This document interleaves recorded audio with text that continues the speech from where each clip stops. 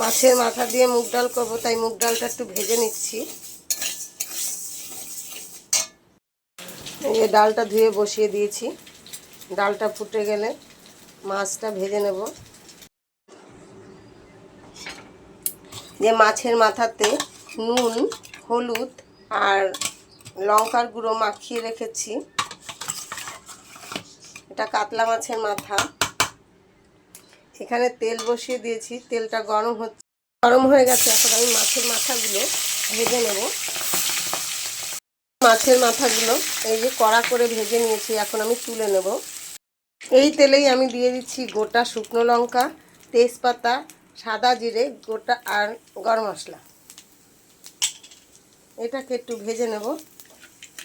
দিয়ে দেবো আদা বাটা, জিরে বাটা, না আদা বাটা, রসুন বাটা, পেঁয়াজ বাটা। আমি গোটা গোটা দিইনি, আমি বেটে দিয়েছি। আর কাঁচা লঙ্কা বাটা সব বেটে দিয়েছি। টমেটো কুচি,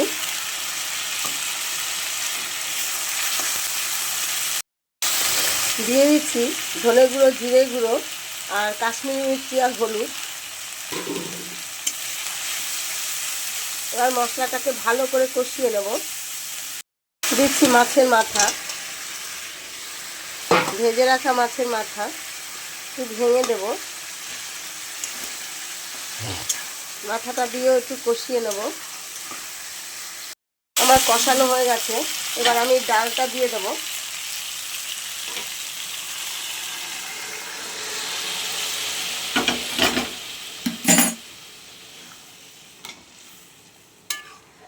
ডালটা দিয়ে একটু ফুটিয়ে নেব।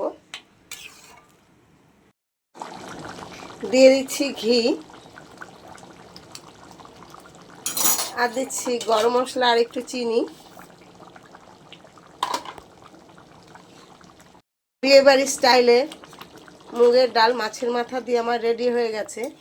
ভালো লাগলে একটা লাইক, কমেন্ট, শেয়ার করে দেবেন। ভালো থাকবেন। ভিডিওটা দেখার জন্য অসংখ্য ধন্যবাদ।